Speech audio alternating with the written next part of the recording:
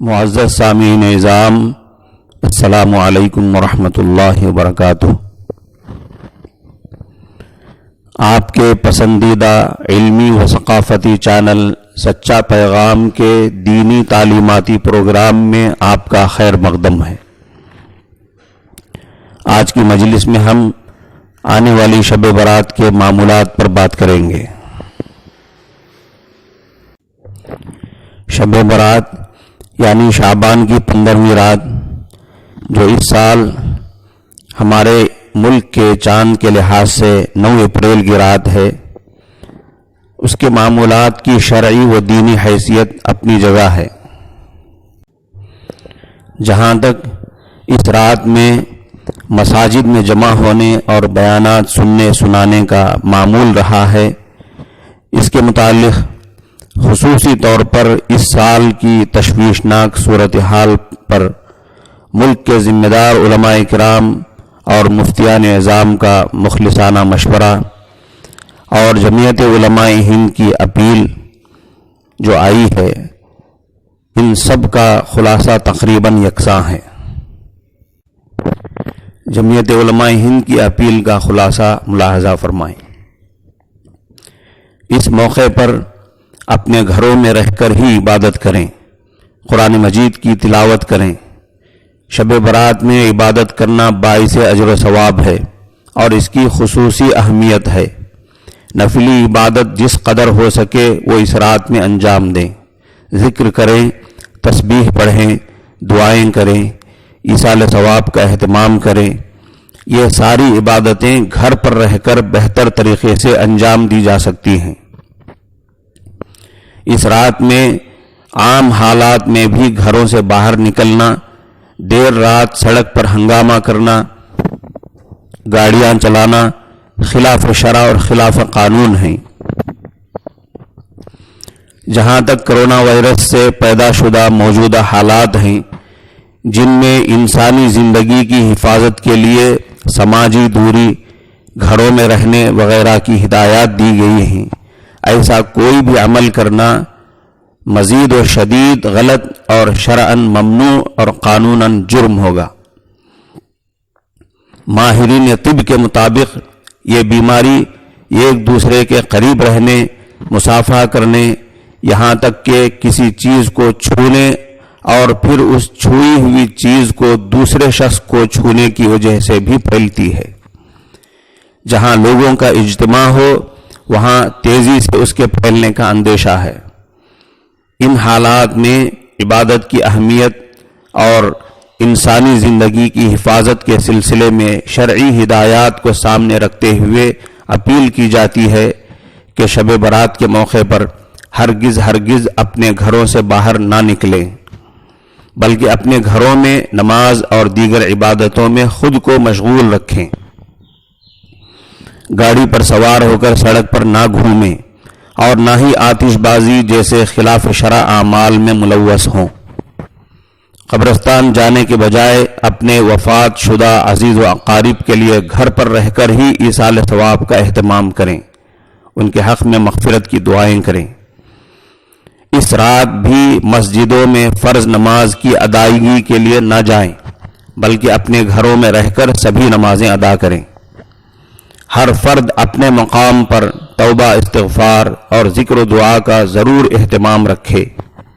ان لمحات کو فواحش و منکرات اور فضولیات میں صرف کرنے کے بجائے خیر و صلاح کے کاموں میں لگایا جائے۔ صدقہ و خیرات کا اہتمام کیا جائے۔ محلہ اور پڑوس میں موجود غریب اور معاشی طور پر پریشان افراد کی امداد کا بطور خاص خیال رکھا جائے۔ تہجد کا اہتمام کریں اور اللہ سے رو رو کر معافی مانگیں۔ ملک اور قوم کی فلاح اور اس مہلک بیماری سے نجات کے لیے خصوصی دعائیں کریں۔ ائمہ مساجد، علاقے کے ذمہ دار حضرات اور جمعیت علماء ہند کے مقامی عہدیداروں سے گزارش ہے کہ وہ اپنے اپنے علاقوں میں بالخصوص نوجوانوں کو متوجہ کریں کہ اپنے اپنے گھروں میں رہیں اور سڑک وغیرہ پر نہ پھریں۔ عام طور پر لوگ سوال کرتے رہتے ہیں کہ شب برات کا کیا خاص عمل ہے، کون کون سی خاص نمازیں ہیں۔ معلوم ہونا چاہیے کہ کوئی خاص عمل نہیں ہے، کوئی خاص نماز نہیں ہے اس رات میں۔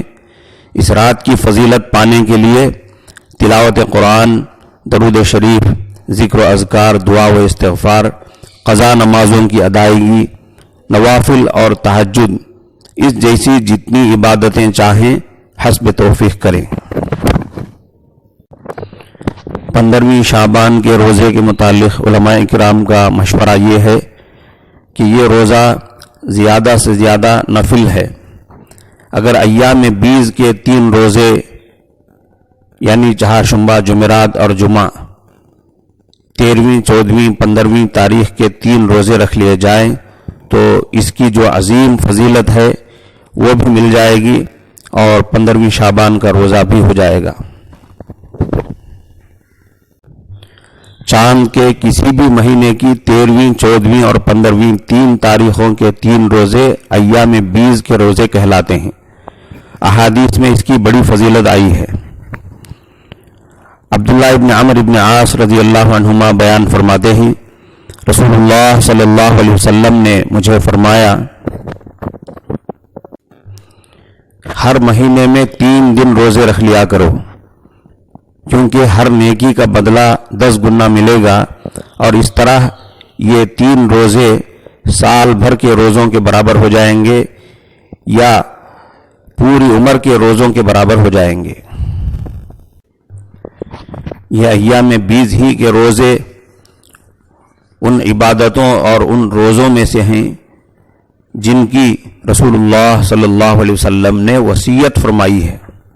چنانچہ حضرت ابو ہریرہ رضی اللہ عنہ بیان فرماتے ہیں، اوصانی خلیلی بثلاث لا ادعہن حتی اموت، صوم 3 ایام من کل شہر وصلاۃ الضحی ونوم علی وتر۔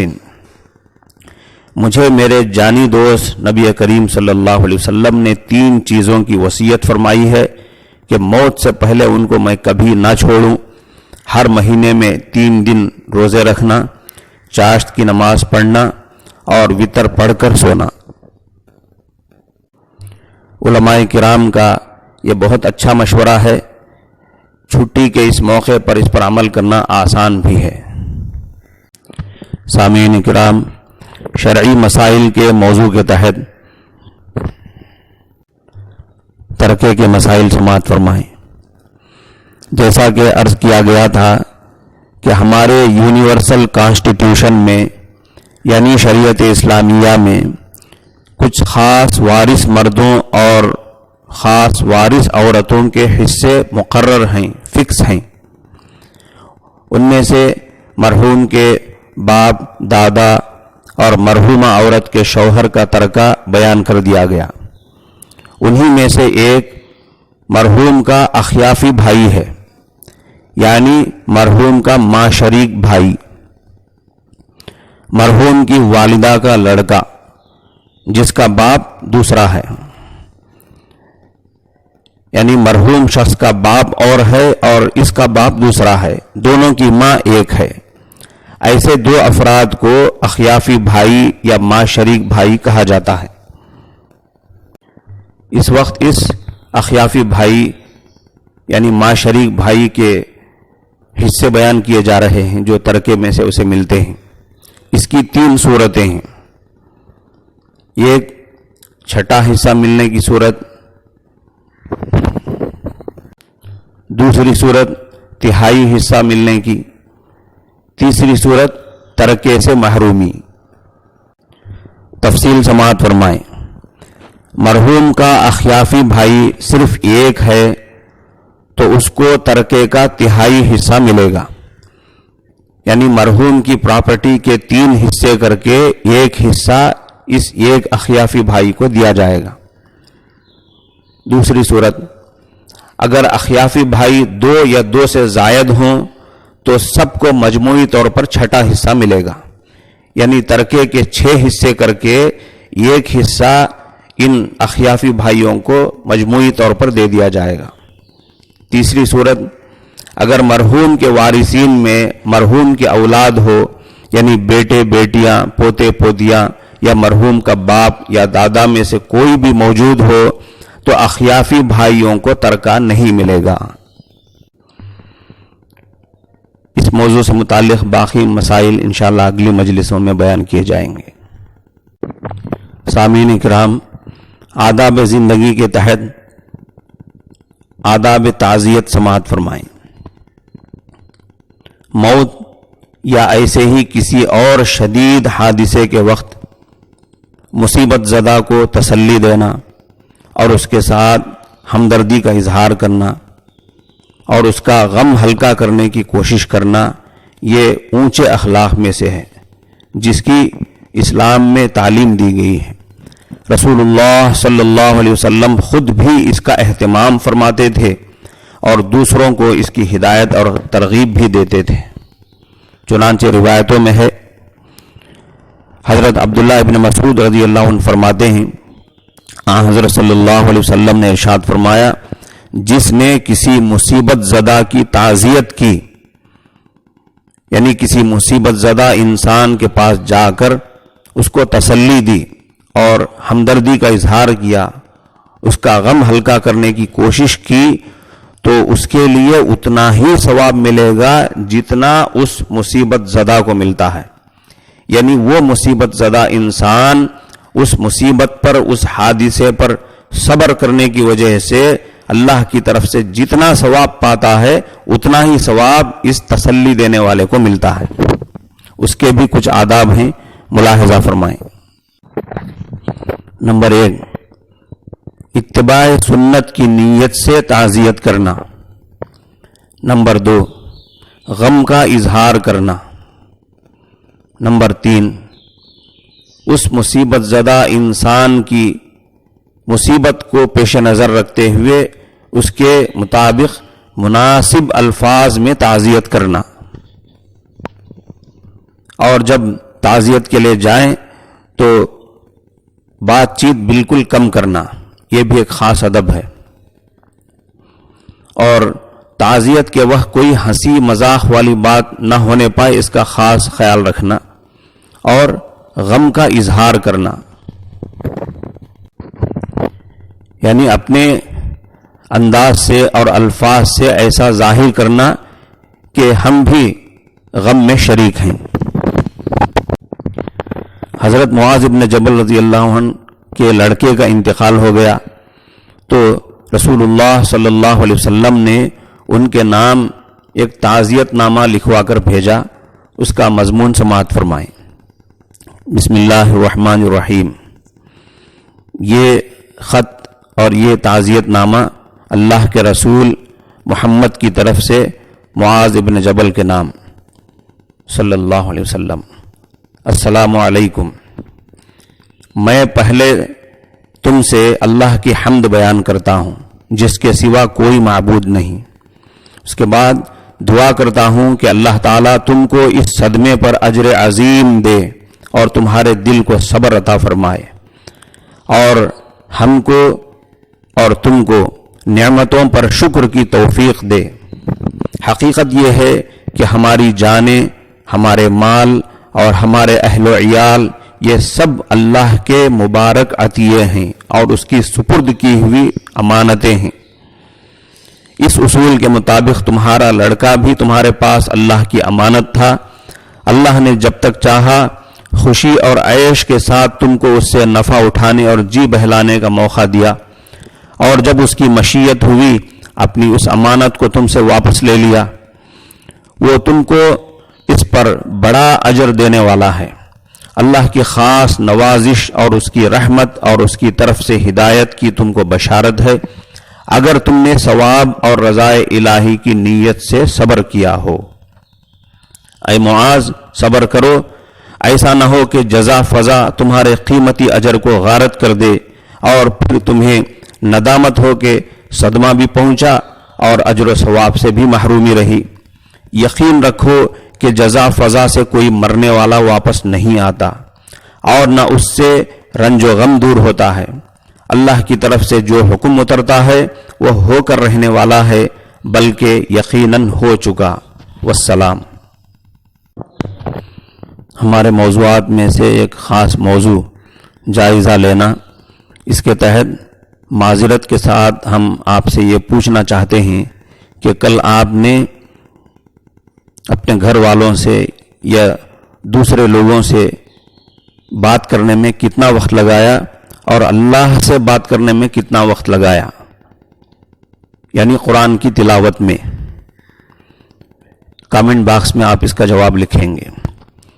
آخر میں ایک دعا یاد کر لیجئے جو کسی بیمار کو یا مصیبت زدہ انسان کو دیکھنے کے موقع پر پڑھی جاتی ہے۔ بسم اللہ الرحمن الرحیم۔ الحمد للہ الذی عافانی مما ابتلاک بہ وفضلنی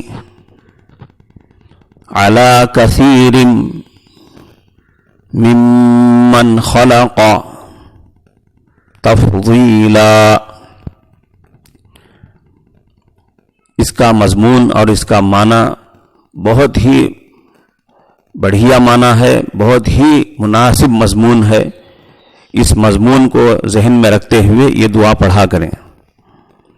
تمام تعریف اس اللہ کے لیے ہے جس نے مجھے اس چیز سے عافیت دی، اس بیماری سے بچا لیا، اس پریشانی اور حادثے سے بچا لیا جس میں تجھے مبتلا کیا، اور اس نے مجھے اپنے پیدا کیے ہوئے بہت سارے لوگوں پر بڑی فضیلت بخشی۔